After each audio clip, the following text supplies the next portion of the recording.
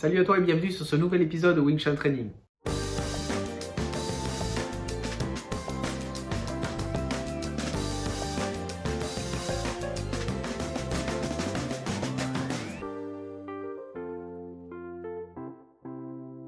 Aujourd'hui, on va voir le Lap Sao.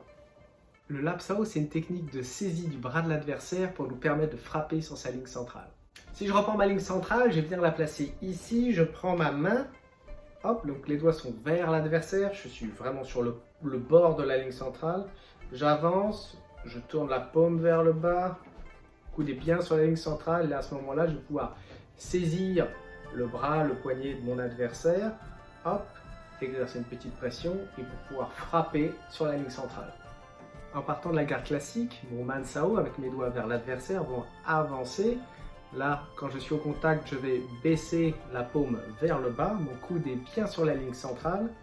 Là, je vais utiliser ma structure pour dévier légèrement. Je peux saisir si besoin.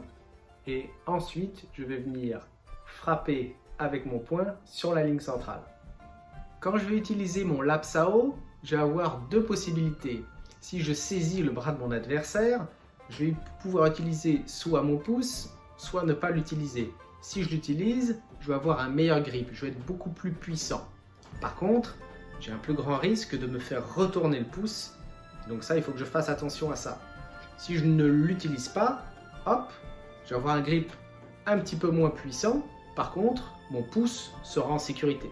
Le Lap Sao, je peux l'utiliser par exemple, soit pour me créer un espace pour pouvoir frapper, on l'a vu, mais je peux aussi l'utiliser un peu plus puissamment pour déstabiliser l'adversaire. À ce moment-là, je vais exercer avec mon Lap Sao, je vais utiliser ma structure pour bien venir tirer sur le bras de l'adversaire pour le déstabiliser. Attention, si je tire le bras de l'adversaire, je ne vais jamais le faire vers moi. Si je le fais vers moi, il va venir sur moi et donc du coup, il va utiliser ma propre force contre moi-même. Il faut de préférence diriger la personne à l'extérieur, sur le côté. De la garde classique, je vais venir avancer ma main, retourner ma paume. Une fois que je suis ici, je saisis et je peux venir shooter. Je reviens, hop, Lap Sao, coup de poing. Lap Sao, coup de poing. Lap Sao, coup de poing. Variante, Lap Sao, coup de paume. Lap Sao, coup de paume. Lap Sao, coup de paume. Maintenant que tu sais réaliser les Lap Sao, on va pouvoir faire des séries de 10.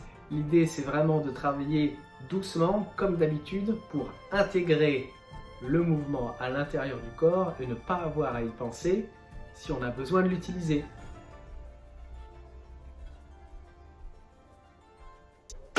Si tu as un mannequin, on va pouvoir s'entraîner avec également. Si je veux m'entraîner mes Lap Sao sur mon mannequin de bois, je vais me placer ici en face du mannequin, les doigts vers le mannequin, je vais avancer, je vais tourner ma paume et ici je vais venir saisir le bras du mannequin avec mon bras et frapper avec l'autre. Une fois que je suis ici, je peux revenir, hop, ce qui me permet de changer de sens. Et voilà, je vais venir travailler de l'intérieur vers l'extérieur.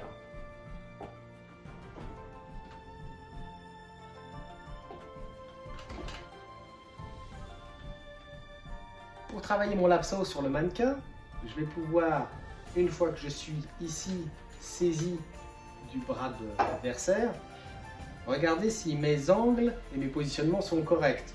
Mon épaule doit être toujours en arrière et vers le bas.